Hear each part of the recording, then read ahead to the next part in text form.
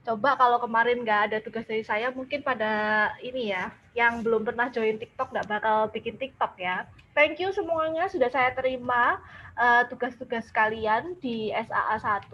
Sorry saya belum sempat lihat karena seperti beberapa dari teman-teman juga tahu dan juga berpartisipasi seminggu kemarin semua dosen pada sibuk menyiapkan akreditasi untuk Vkom. Jadi kemarin kita kedatangan asesor dari Ban PT untuk istilahnya mengakses gitu ya, menilai Vkom ini kan prodi baru ya, jadi kita harus punya standar gitu ya yang memang sudah ditetapkan oleh Ristek Dikti gitu ya, yang sekarang ada di bawahnya Mas Menteri di Kemendikbud.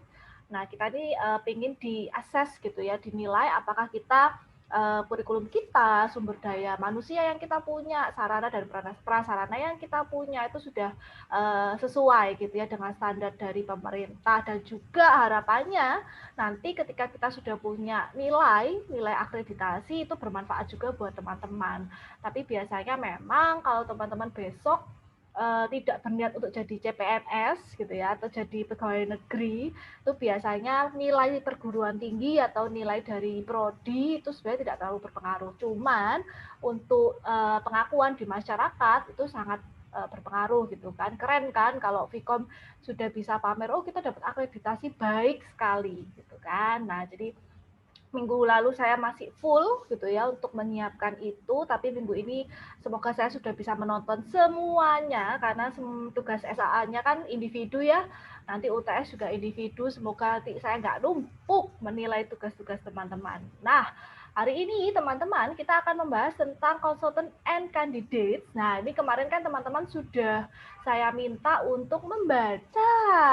Aduh, sudah sejak berapa lama ya teman-teman membaca buku, tidak membaca buku bahasa Inggris. Ayo yang nggak bisa bahasa Inggris, nah itu harus segera belajar ya, karena ini sudah semester 4 ya. Dan mungkin teman-teman melihat kemarin, mungkin seminggu atau 2 mingguan kemarin ini kakak kelas kalian 2018 sudah mulai mengerjakan bab 1 proposal skripsi. Nah, ini menjadi bekal gitu ya buat teman-teman untuk sudah mulai terbiasa gitu ya membaca buku-buku, membaca jurnal dalam bahasa Inggris. Tapi tantangannya adalah bagaimana teman-teman tidak hanya menerjemahkan saja, tapi juga bisa membahasakannya ulang gitu kan. Nah, kemarin teman-teman sudah belajar gitu ya, apa namanya, jenis-jenis media yang digunakan oleh politisi atau kandidat yang akan berkampanye, yang akan menyampaikan pesan politiknya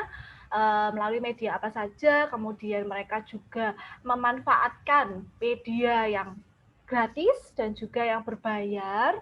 Kemudian teman-teman juga memahami ternyata ada loh peran dari seorang public relation di ranah politik gitu kan, dimana biasanya public relation ini bekerja bersama dengan kandidat tersebut, atau di consultant and candidate ini ternyata public relation itu juga bisa bekerja di institusi yang jauh berbeda gitu ya, atau sangat-sangat berbeda gitu kan dari kandidatnya. Nah, di buku yang kemarin teman-teman sudah baca, oke.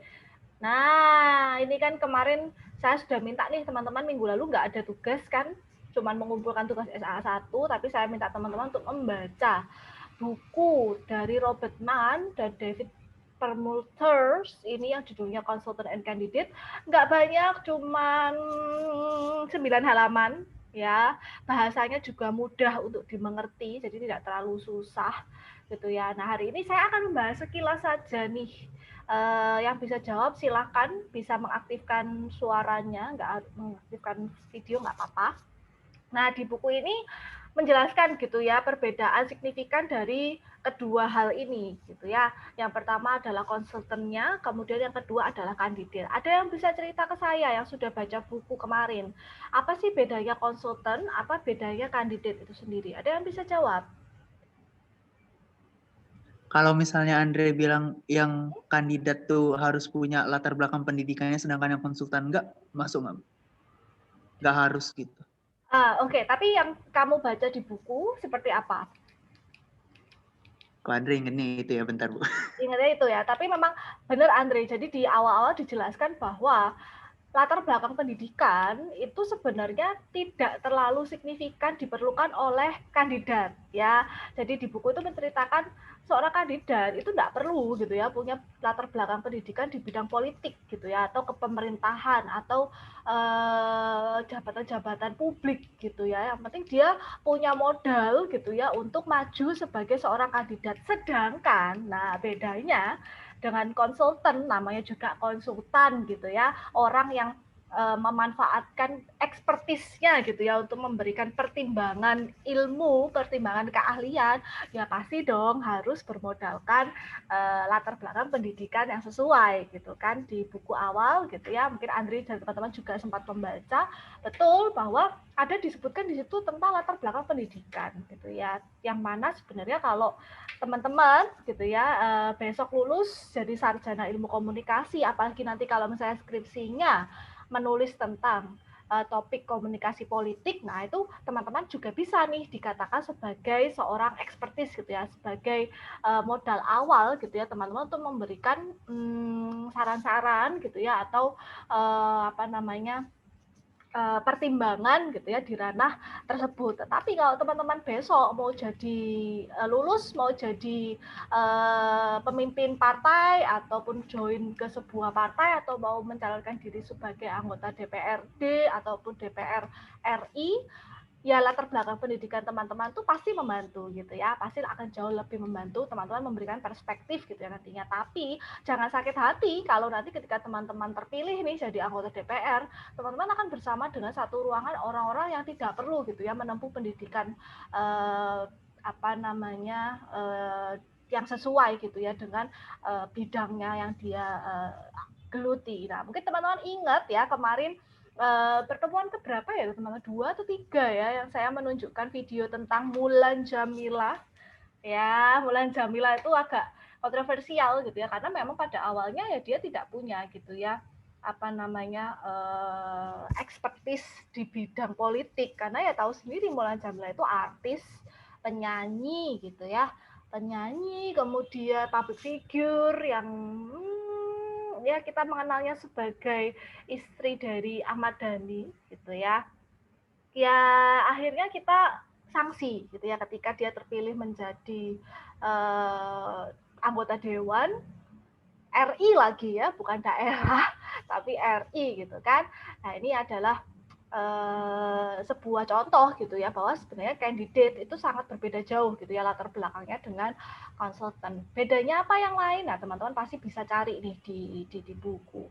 Nah di buku itu juga menjelaskan bahwa nah kita sudah tahu lah pokoknya kalau untuk jadi kandidat pokoknya kamu sudah punya modal yang cukup gitu ya untuk kampanye gitu ya, untuk memperkenalkan diri ke publik, untuk punya koneksi gitu ya dengan orang-orang yang akan mendukungmu gitu ya. Tetapi kalau ingin menjadi seorang konsultan gitu ya dalam hal politis di bidang politik, nah ini ada beberapa hal yang disebutkan di buku yang memang cukup di highlight gitu ya. Tadi seperti yang sudah Andre bilang, yang pertama itu adalah educational background ya, namanya juga gitu ya, mau jadi expert, mau jadi seorang penasihat gitu ya, ya kamu harus punya paling tidak basic ilmu di dalam bidang tersebut. Akan jauh lebih baik lagi ketika kamu sudah punya pengalaman gitu ya di bidang tersebut, entah itu sebagai anak magang di sebuah kantor consulting atau punya pernah menjadi staf ahli gitu ya dalam sebuah lembaga politik ataupun menjadi staf ahli dari seseorang politikus gitu ya atau seorang pejabat gitu ya. Itu di situ kamu building up your CV gitu ya, akhirnya punya latar belakang pendidikan yang cukup gitu ya untuk menjadi seorang konsultan. Nah, ini yang kedua, ini mungkin banyak terjadi di Indonesia ya, teman-teman. Justru menjadi konsultan itu menjadi istilahnya menjadi panggung bagi dirinya sendiri untuk melakukan yang namanya self promotion gitu kan. Banyak staf-staf ahli gitu ya yang akhirnya menampilkan diri gitu ya, yang sering diundang karena kan orang ahlinya nih, orang pejabatnya ini kan susah banget ya diundang gitu ya. Akhirnya yang diundang adalah staf ahlinya. Nah, ini akhirnya menjadi kesempatan bagi beliau untuk mempromosikan diri. Teman-teman mungkin kenal yang namanya Profesor Henry Subiakto. Nah, coba teman-teman googling, yang bisa googling sekarang Henry Henry Henry Subiakto. Profesor Henry Subiakto. Beliau adalah staf ahli Kominfo ya, Kominfo ya, teman-teman, Kementerian Komunikasi dan Informasi. Nah, beliau adalah dosen di Ilmu Komunikasi Universitas Airlangga Surabaya atau UNER, dan beliau kebetulan adalah dosen saya dulu, mengajar saya juga, tapi dulu beliau masih merintis di awal-awal menjadi staf ahli gitu ya. Sekarang beliau sudah settle gitu ya, sudah menjadi profesor. Dulu waktu mengajar saya belum jadi profesor.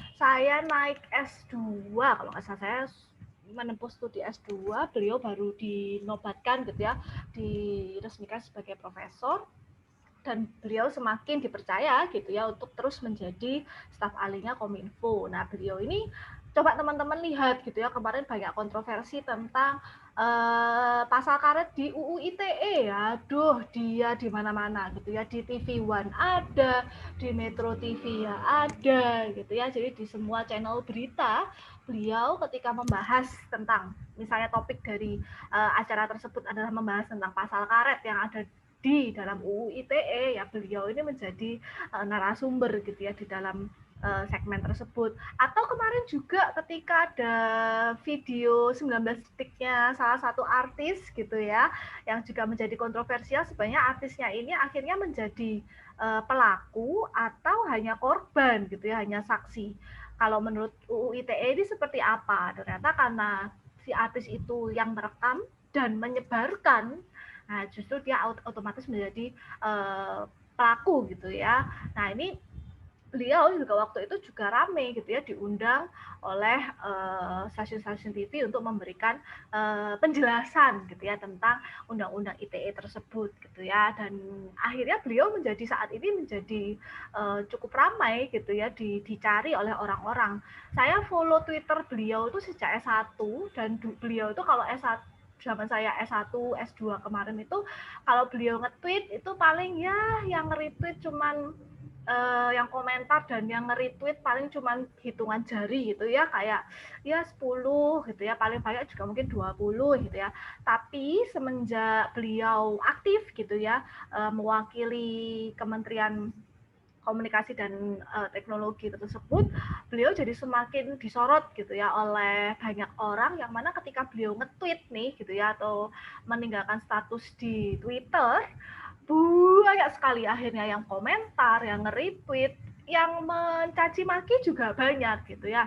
Nah, ini memang efek gitu ya, dampak dari seorang konsultan gitu ya, seorang ahli yang mewakili suatu lembaga politis tertentu atau seseorang gitu ya, seorang politikus ataupun seorang kandidat tertentu, ya pada akhirnya dia punya kesempatan gitu ya untuk mempromosikan dirinya sendiri gitu ya.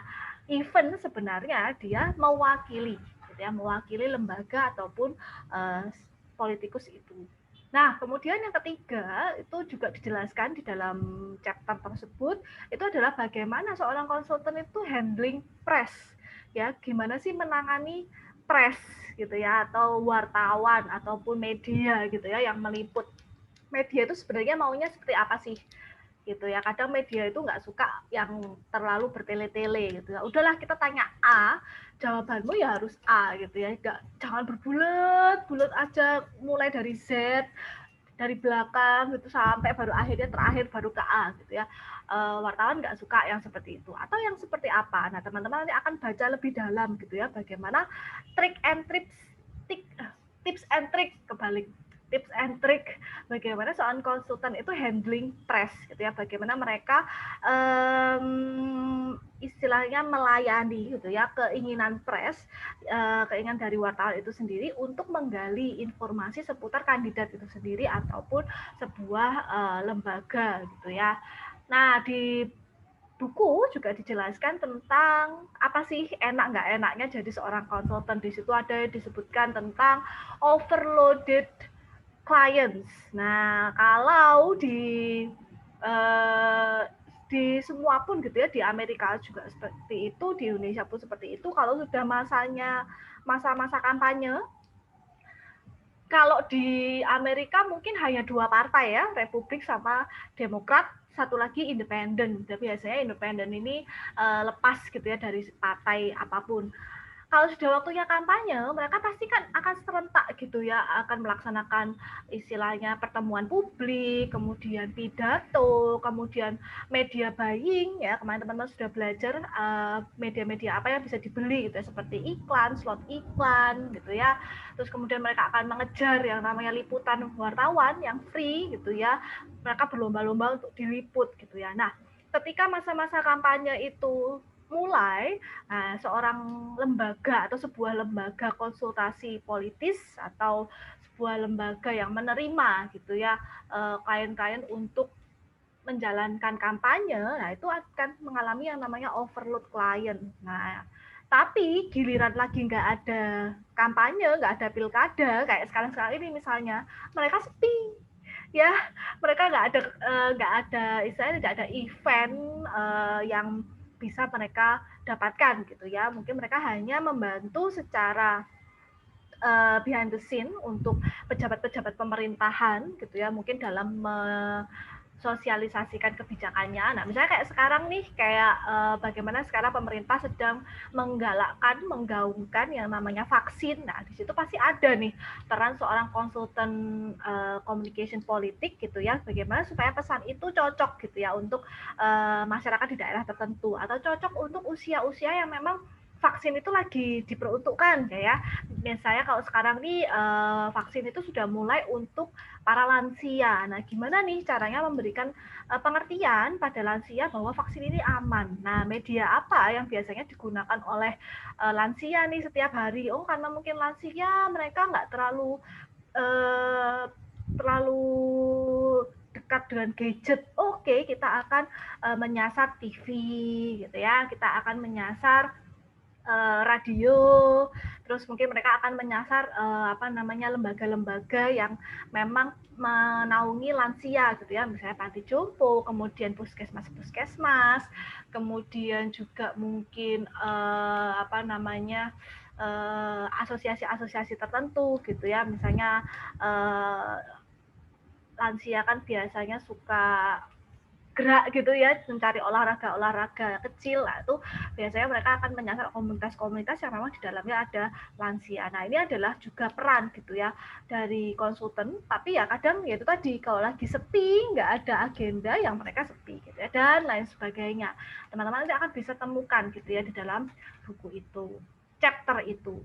Nah, kesimpulannya, ini sudah kesimpulan karena memang sebenarnya saya sudah hampir merangkum gitu ya satu chapter itu gitu ya, tapi sebenarnya isinya pasti lebih dari itu gitu ya, teman-teman baca sendiri. Kalau bisa ditarik garis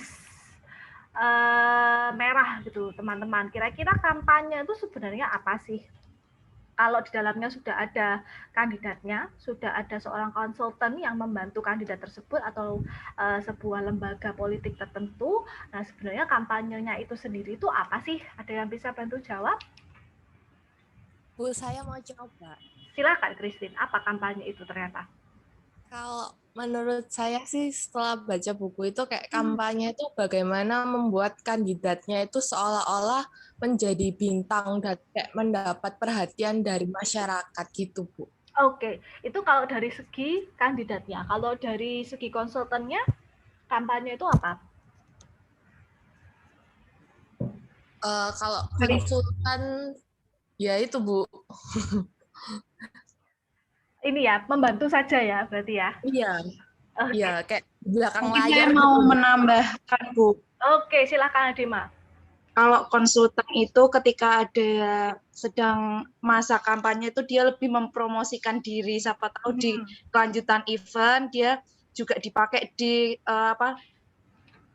di selanjutnya tuh dipakai gitu loh, Bu. Jadi sebagai ajang event untuk mempromosikan dirinya sendiri gitu, Bu. Oke, thank you Adima, thank you Christine. Yes, berarti terjadi apa? Simbiosis mutualisme ya ternyata gitu ya. Jadi kampanye yang orang awam, kita ini melihat, kita kan bukan bagian di dalam kampanye itu gitu kan. Kita ini orang awam gitu ya, orang sipil yang melihat kampanye itu ya sebenarnya ajang pamer aja untuk kandidatnya. Tapi ternyata kampanye itu adalah simbiosis mutualisme. Ternyata gitu ya, tadi seperti yang sudah disampaikan Christine, kampanye ini adalah saat di mana seorang kandidat itu menjadi bintang. Tapi ditambahkan oleh Adima, jangan salah, yang jadi bintang tidak hanya kandidatnya saja, ada orang di baliknya gitu ya, yang ternyata juga memanfaatkan gitu ya kesempatan untuk mendapatkan sorotan yang lebih gitu ya, supaya dia suatu saat juga digunakan oleh kandidat-kandidat yang lain, calon-calon kandidat yang lain, atau lembaga-lembaga tertentu gitu ya. Jadi kampanye ini gitu ya ternyata adalah sebuah simbiosis mutualisme gitu ya, baik dari kandidat ataupun dari konsultannya itu sendiri. Good job. Ini mungkin Christine dan Adima sudah sedikit membaca gitu ya. Thank you Adima, Christine, tadi juga ada Andre gitu yang menjawab, kenapa sih Bu kok kami harus membaca buku tersebut. Nah, ini sebenarnya materi saya sudah habis, teman-teman. Dari slide ini sampai akhir, saya akan menjelaskan tentang minggu ke-7 alias minggu depan, dan juga saya akan menjelaskan tentang UTS. Sudah nggak kerasa ya, udah mau UTS, minggu ini sudah minggu ke-6, minggu depan sudah minggu ke-7, minggu depannya lagi sudah UTS.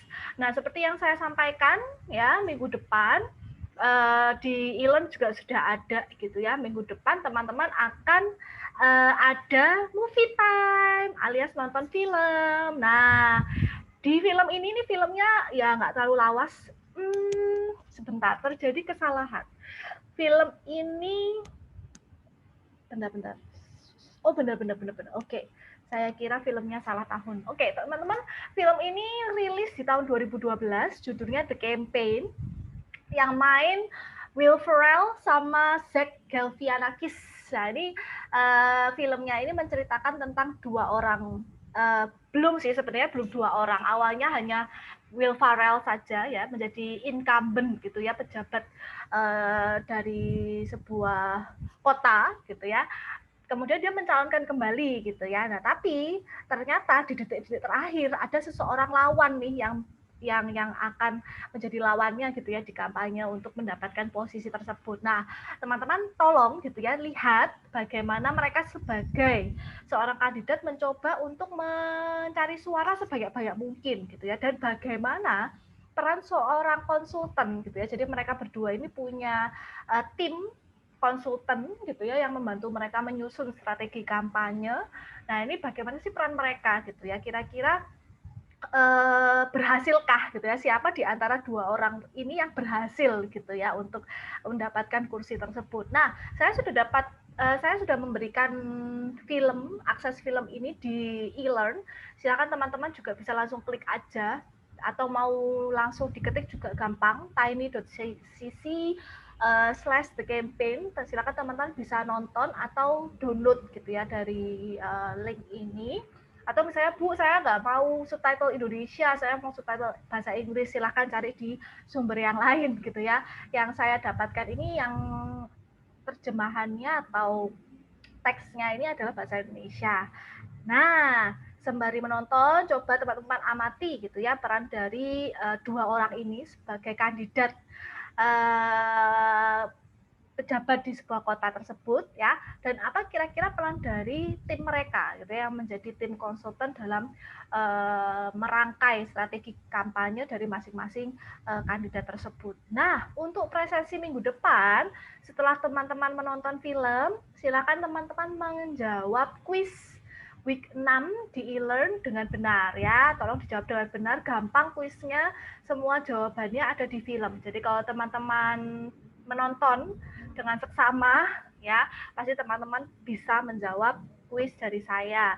Nah, kuisnya baru akan saya buka hari Seninnya gitu ya, Senin tanggal 29 Maret jam 9:30 sampai jam 10. Jadi ada setengah jam waktu untuk teman-teman menonton. Jadi selamat menonton. Ada pertanyaan dulu untuk instruksi saya minggu ke-7. Sorry, ini harusnya presensi week 7. Oke. Sorry teman-teman. Di e-learn sudah saya post ini, cuma mungkin kesalahan di presensinya gitu ya. Maksud saya ini presensi minggu depan ya. Jadi ketika teman-teman sudah selesai menonton, kalau habis kelas ini mau langsung ditonton juga boleh, tetapi kuisnya baru teman-teman bisa kerjakan minggu depan ya. Jadi belum bisa dikerjakan. Kalau teman-teman takut lupa, ya sudah ditonton hari Minggu aja ya. Atau pagi-pagi kalau hari Seninnya mau bangun pagi untuk nonton, filmnya cuman 1,5 jam kurang lebih gitu ya. Jadi teman-teman masih bisa punya waktu untuk mengerjakan kuis jam 9:30. Ada pertanyaan dulu untuk instruksi minggu ke-7? Nggak ada? Oke, kalau nggak ada, nah kita ke soal UTS. Kapan UTS-nya? UTS-nya sesuai dengan jam kuliah kita, teman-teman, jadi hari Senin. Jadi setelah menonton film tanggal 29 Maret, teman-teman sudah bisa untuk langsung mengerjakan UTS-nya. UTS-nya deadline loh ya. Deadline pengumpulannya adalah Senin 5 April jam 8 pagi. Kenapa kok jam 8? Supaya saya bisa masukkan presensi UTS kalian gitu ya. Jadi untuk deadline-nya diingat-ingat, hari Senin 5 April jam 8 pagi. Tapi pengumpulan untuk UTS sudah bisa teman-teman kumpulkan sejak Senin tanggal 29 Maret. Jadi sudah saya buka sejak tanggal 29 Maret gitu ya. Oke, apa sih Bu soal UTS-nya? Soal UTS ini sudah ada sebenarnya di silabus saya. Kalau teman-teman rajin melihat silabus saya setiap minggu ya, setiap minggu teman-teman sudah tahu hari ini saya mau ngajar apa, minggu depan saya mau ngajar apa, minggu depan ada tugas apa, UTS-nya apa, teman-teman pasti sudah tahu gitu ya, di silabus sudah ada semua. Tapi nggak apa-apa, di sini saya jelaskan lagi. Kalau teman-teman ada pertanyaan silahkan bertanya. Inilah kenapa teman-teman saya minta untuk mencicil membaca buku Consultant and Candidate, membaca buku Robert Mann dan David D. Perlmutter, Political Communication, The Manship School Guide, di chapternya Consultant and Candidate halaman 13-22, karena memang UTS-nya adalah mini research ya. Teman-teman secara individu gitu ya, silakan menganalisis peran dari seorang konsultan dan juga seorang kandidat dalam adegan-adegan yang ada di film The Campaign. Kemudian dari adegan tersebut silakan kaitkan teori yang ada di buku tadi ya, Political Communication, The Manship School Guide. Gimana formatnya? Silakan teman-teman bisa mengikuti format ya seperti teman-teman kakak kelas 2018 lah ya, yang sekarang lagi skripsi, tapi bedanya ini teman-teman bukunya cuma satu. Ya, kalau skripsi nggak bakal boleh cuma satu. Ini teman-teman bukunya enak kan, cuma satu dan cuma satu chapter lagi gitu ya. Silakan teman-teman belajar dulu gitu ya, bagaimana untuk menganalisis film. Nah ini nanti pasti bakal banyak nih teman-teman yang akan tertarik bagaimana sih caranya menganalisis film, kemudian mengaitkannya dengan teori. Nah, sekarang teman-teman belajar dulu gitu ya. Nah, di halaman judul, silakan teman-teman format seperti yang ada di slide ini gitu ya. Halaman judul itu ada cover, kemudian yang kedua adalah daftar isi, kemudian kalau saya di dalam tulisan teman-teman ada tabel ataupun gambar, berarti harus ada namanya daftar tabel dan daftar gambar. Ya, kalau halaman judul ini biasanya nomor halamannya pakai I2, I3, I4 gitu ya. Jadi pakai titik I gitu ya. Silakan. Kemudian setelah halaman judul ada yang namanya halaman pendahuluan. Jadi judulnya adalah bab pendahuluan, bab 1 itu adalah pendahuluan. Nah, ini adalah 2 halaman. Minimal ya teman-teman, minimal 2 halaman. Apa isi pendahuluan? Silakan teman-teman tuliskan latar belakang, tema, dan informasi tentang film yang dianalisis gitu ya. Kenapa sih kok teman-teman menganalisis film tersebut? Ada apa sebenarnya di film tersebut? Bukan sinopsis ya teman-teman, bukan sinopsis film, tetapi latar belakang tema gitu ya. Kenapa kok tema tersebut ya, tema tentang konsultan and candidate itu diambil ya. Oh, diambil karena disuruh sama Bu Amanda. Awas ya sampai nulis gitu. Jadi tolong teman-teman bisa searching aja, browsing gitu ya, bagaimana sih menulis latar belakang. Nah, silakan teman-teman, silakan teman-teman tulis gitu ya latar belakang tema dan informasi tentang film yang dianalisis gitu ya. Kira-kira apa sih yang akan teman-teman cari di film tersebut? Apa kaitannya film tersebut dengan tema yang sudah ditentukan gitu ya. Silakan teman-teman tulis pendahuluannya minimal 2 halaman. Bu, minimal 2 halaman, maksimal berapa? Maksimal biasanya kalau Bu Monika ya, di kelasnya Bu Monika biasanya pendahuluan itu kira-kira maksimal 4 halaman. Jadi nggak boleh lebih dari 2 kalinya gitu ya, dari minimal. Jadi minimalnya 2 halaman. Silakan teman-teman belajar gitu ya, browsing gimana caranya membuat pendahuluan atau latar belakang. Nah, kemudian selanjutnya ada yang namanya kajian teori. Nah, kajian teori ini adalah berisi rangkuman buku yang dibaca. Nah, ini minimal 6 halaman. Ya, Bu, bukunya boleh di Google Translate, boleh. Tetapi nanti ada di rubrik penilaian, teman-teman tidak boleh copy paste dari Google Translate. Saya akan tahu gitu ya, saya akan tahu kalau teman-teman hanya copy paste gitu ya. Tolong teman-teman ketikan, kalau teman-teman nggak paham, silakan dibaca di Google Translate, tapi setelah itu tolong teman-teman ketik kembali. Ketik kembali itu dengan bahasa teman-teman sendiri gitu ya, sesuai dengan pemahaman teman-teman gitu ya, minimal 6 halaman. Bentar-bentar, ini kayaknya terlalu banyak deh. Bu, ini sama di Englandku jumlahnya beda, Bu. Malah maksimalnya 5 halaman, Bu, yang kajian teori. Iya kah? Sebentar. 3 Iya, kayaknya halaman minim. 3 halaman itu minimnya, Bu. 3 halaman tuh minim. Bentar, saya lihat dulu ya. Saya juga. Ya.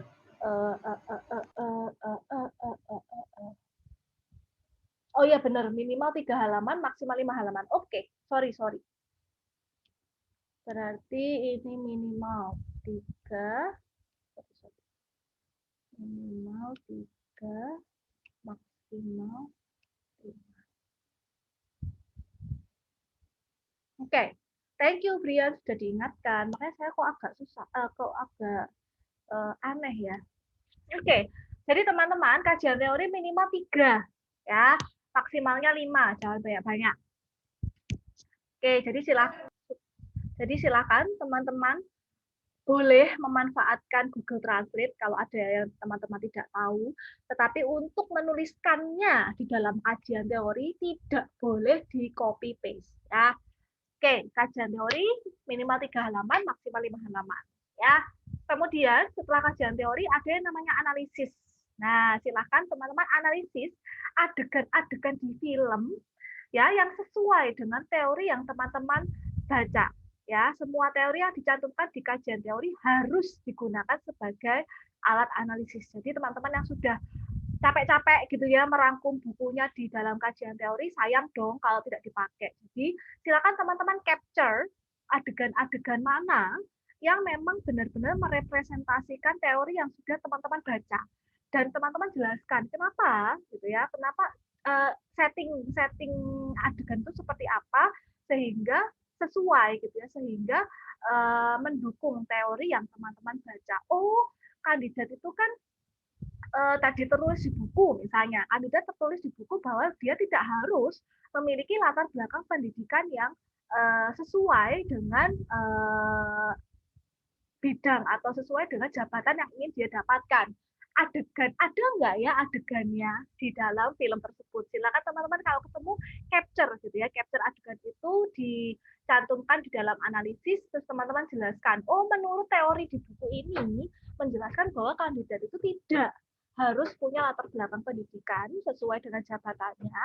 Di film pun juga gitu ya, ditampilkan bahwa X ya aktor ini itu ternyata juga tidak punya latar belakang pendidikan yang sesuai. Dilihat dari adegan berikut gitu ya misalnya. Jadi teman-teman bisa screenshot gitu ya adegan yang memang sesuai gitu ya dengan teori yang sudah teman-teman cantumkan di dalam kajian teori gitu ya dari buku tersebut. Kemudian teman-teman sudah pakai semua teori itu, teman-teman sudah cantumkan adegan-adegan yang sesuai gitu ya dalam film. Nah, kemudian terakhir teman-teman silakan berikan kesimpulan. Ya, kesimpulannya maksimal 2 halaman, minimal berapa Bu? Ya, minimal 1 halaman. Kesimpulan itu singkat padat jelas, tetapi harus mencakupi tema dan juga penjelasan yang sesuai gitu ya dengan analisis ya, bisa menjabarkan analisis dalam kalimat-kalimat yang sudah lebih sederhana. Kemudian yang terakhir adalah daftar pustaka. Nah, teman-teman pasti dong akan mengambil sumber-sumber lain selain buku ini. Nah, silakan buku ini juga dijadikan daftar pustaka, gitu ya. Terus misalnya teman-teman mengambil dari buku lain misalnya, atau teman-teman bisa dapat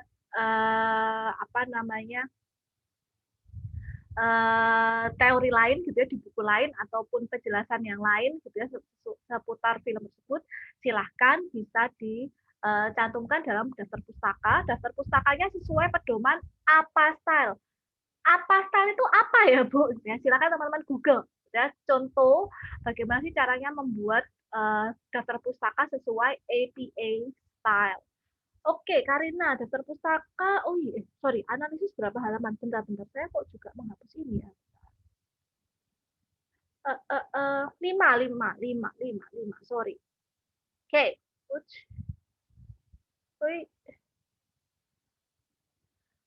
analisis 5 halaman. Yes, 5 halaman. Oke. Kajian teori 3, maksimal 5, analisisnya minimal 5 halaman ya, teman-teman. Apakah semua teori Bu harus iya dong, kan cuma 1 chapter ya. Coba nanti teman-teman 2018 ya, nggak cuma 1 buku, tapi banyak gitu ya. Jadi teman-teman baru 1 chapter dalam 1 buku. Jadi nggak 1 buku full loh ya, kalau cuma 1 chapter doang. Ya, harus semuanya ya. Oke, iya Kak Sep. Kenapa Kak Sep? Ada yang mau ditanya? Kak Sep mau nanya. Berarti kalau misalnya kita cuma mengacu pada buku yang sudah jadi referensi itu yang tentang bukunya Robert Mann ini, berarti daftar pustakanya cuma 1 ya Bu?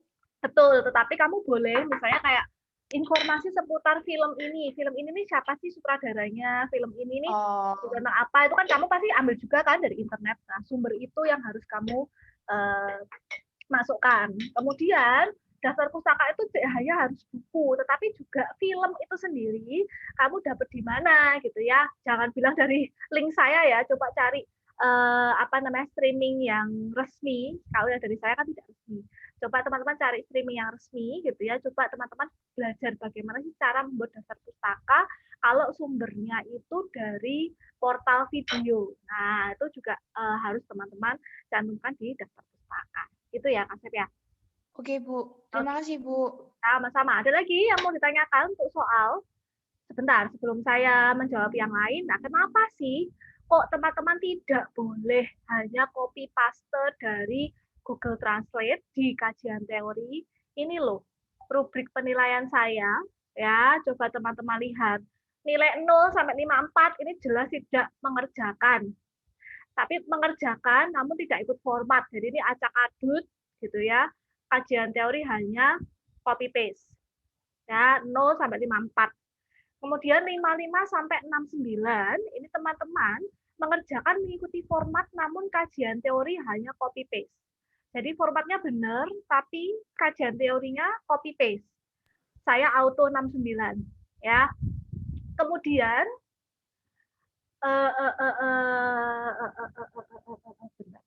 sorry. Ini kebalik. Sorry teman-teman, ini tidak mengerjakan. Sorry. Ini tidak mengerjakan. Jadi silakan teman-teman. Oke. Jadi yang 55 sampai 69 ini teman-teman mengerjakan tapi tidak ikut format. Jadi formatnya salah dan kajian teori hanya copy paste. Ya. Itu 55 sampai 69. Kalau mengerjakan sesuai format, formatnya udah benar, tapi sayang sekali kajian teorinya hanya copy paste. Saya hanya kasih maksimal 79. Ya. Nah, nilai 80 sampai 100 itu adalah formatnya sudah sesuai, kajian teorinya juga sudah bagus. Jadi sudah tidak copy paste saja, tapi teman-teman sudah mulai menggunakan bahasa teman-teman sendiri, gitu ya. Jadi silakan teman-teman yang memang saya lihat dengan seksama itu adalah bagaimana cara teman-teman membaca dan bagaimana teman-teman merangkai kajian teori itu dengan tidak mengurangi isinya, tetapi juga tidak menuliskannya hanya sesuai dengan Google Translate gitu ya. Jadi sorry, topik saya mungkin masih harus diupdate nanti ya. Jadi tidak mengerjakan, teman-teman dapat maksimal 54 ya. Kalau saya bermurah hati, kalau enggak bermurah hati ya auto 0 ya. 0 tidak membuka UTS ya 0 ya. Kemudian 55 sampai 69 formatnya salah kaprah ya. Enggak jelas format yang mau pakai format yang entahlah ya, bukan pakai format saya. Kajian teorinya juga udah hanya copy paste gitu ya dari Google Translate. Kemurahan hati saya akan kasih 69. 69 itu C, B minus, sekitar segitu. Kemudian 70 sampai 9 mengerjakan, tapi kajian teorinya masih copy paste ya. Tapi nilainya teman-teman bakal bagus kalau teman-teman bisa mengelaborasikan ya dari Google Translate itu teman-teman bisa membahasakan sendiri tanpa mengubah makna gitu ya. Nah, itu dengan menggunakan kata-kata sendiri dan bisa menganalisis ya sesuai dengan teori yang sudah teman-teman rangkum ya. Oke, silakan ada yang mau bertanya? Oke. Font, space, dan margin. Kalau margin nggak ada, kalau font sama space itu standar ya. Font pasti 12 ya. Mau Times New Roman boleh, Calibri boleh. Kalau space maksimal 1,5. Jadi bukan skripsi ya. Ini bukan skripsi, masih mini research. Kalau skripsi memang space-nya double. Tapi kalau ini belum jadi skripsi kan, masih mini research. Jadi silakan space-nya maksimal 1,5. Ya. Jadi fontnya standar, space-nya juga standar. Untuk margin saya tidak menentukan, tetapi ya jangan sampai tulisannya cuma di tengah doang gitu ya. Marginnya gede banget gitu ya, kiri kanan atas bawah ya. Nggak mungkin dong, bukan seperti itu ya. Ininya tampilannya kalau mini research. Ada lagi yang mau bertanya? Silakan. Oke, pengumpulan file yang dikumpulkan teman-teman, tolong diingat, dibaca lagi gitu ya, sudah ada di dalam juga. Filenya adalah PDF. Ya, filenya adalah PDF. Dikumpulkannya berupa PDF, satu aja, nggak usah banyak-banyak ya. Jadi satu, deadline-nya kapan?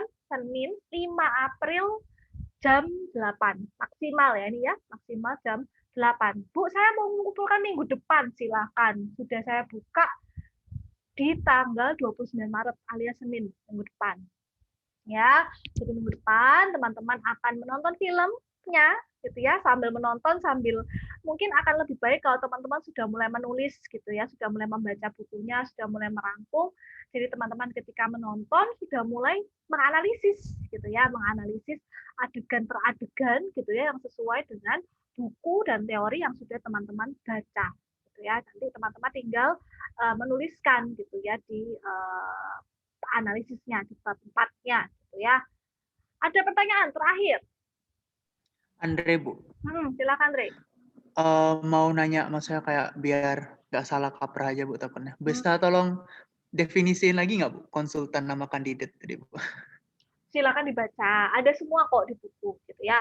Bahwa sebenarnya konsultan itu gitu ya bisa perorangan, bisa lembaga, ya di mana dia punya, yang pasti punya latar belakang pendidikan di bidang tersebut, ya sehingga dia digunakan jasanya oleh kandidat-kandidat ataupun lembaga-lembaga yang memang bergerak di bidang kebijakan publik, gitu ya.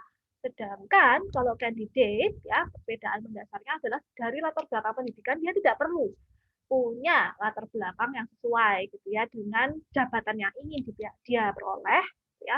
Tapi dia harus sudah punya modal, gitu ya, kapital dan juga koneksi, gitu ya, yang sesuai, gitu ya, untuk mendukung usahanya untuk meraih jabatan di sebuah lembaga ya. Jadi teman-teman silahkan gitu ya, jangan hanya mengambil dari kata-kata saya hanya memberi pengantar gitu ya. Teman-teman silakan baca gitu ya lebih dalam di dalam buku tersebut. Boleh dibantu Google Translate. Saya tidak bilang nggak boleh. Yang nggak boleh hanyalah dari Google Translate teman-teman copy terus paste ke kajian teori ya. Di buku itu juga sudah ada gitu ya penjelasan tentang bagaimana menjadi seorang konsultan gitu ya, apa suka dukanya, ups and down, tips dan triknya gitu ya, tips dan trik handling press gitu ya, dan lain sebagainya. Nah, kemudian terakhir pasti di dalam buku itu kemudian apa sih kaitannya kampanye dengan kedua belah pihak tersebut gitu ya, apa makna kampanye bagi kedua belah pihak, supaya teman-teman bisa yang belum pernah membuka ya, yang belum pernah membuka buku yang saya berikan ya, sudah ada di e-learn, silahkan di-download. Nah, ini bukunya gitu ya. Di sini bahasanya tidak terlalu susah, teman-teman.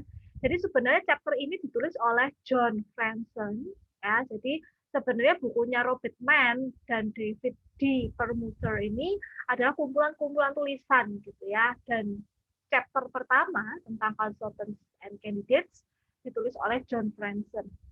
Nah, ini bahasanya cukup mudah gitu ya.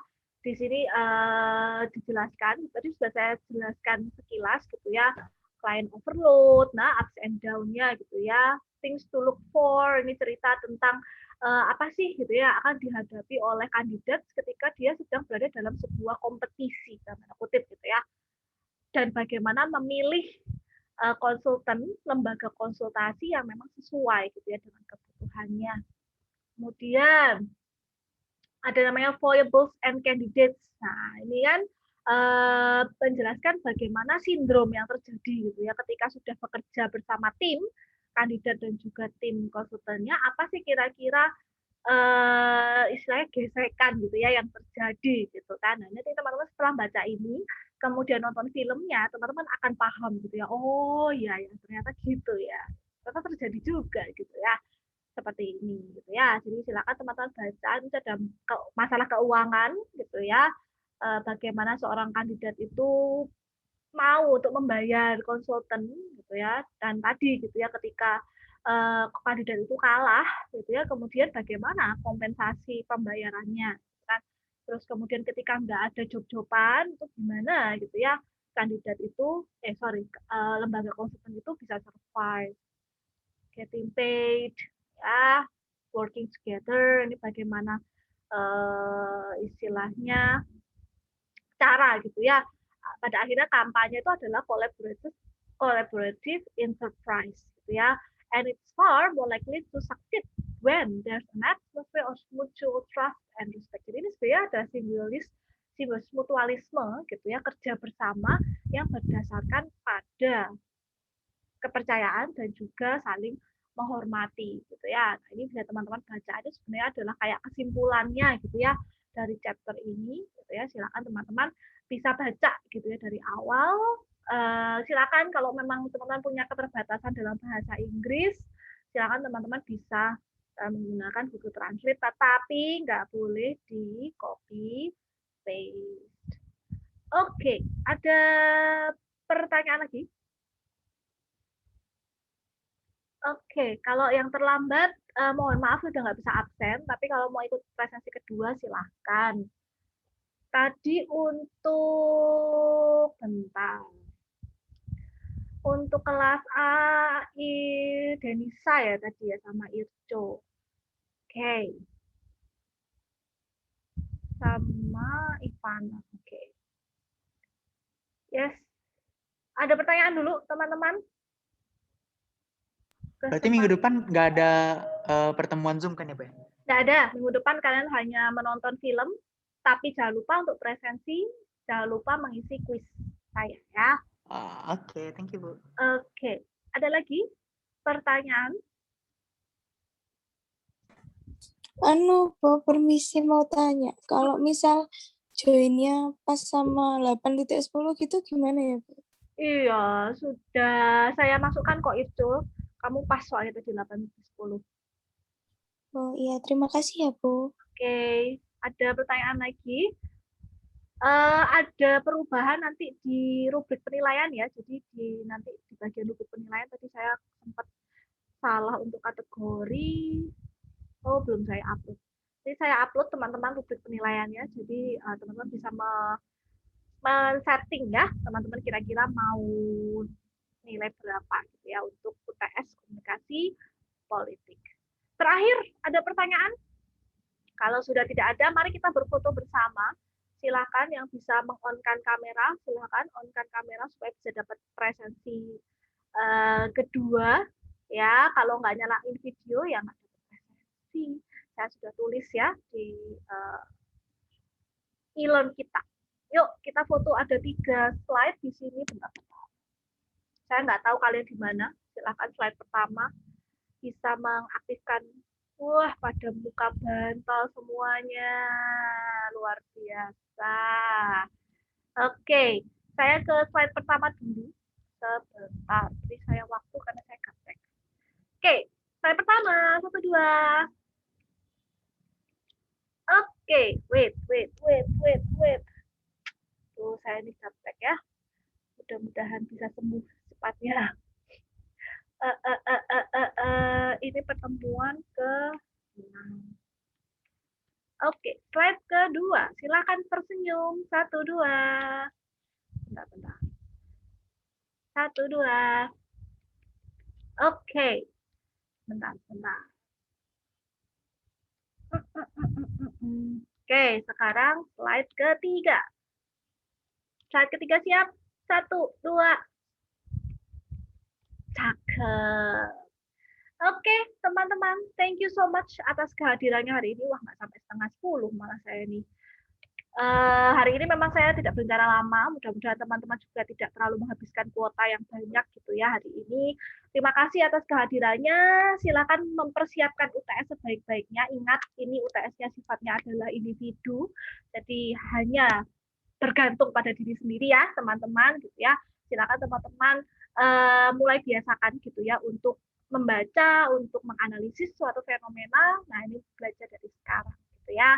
Terima kasih teman-teman, stay healthy semuanya. Sampai ketemu 2 minggu lagi ketika UTS ya. Dadah. Thank you, Terima Bu. kasih, Bu. Bye-bye. Ibu. Bye. Makasih, Bu. Bye.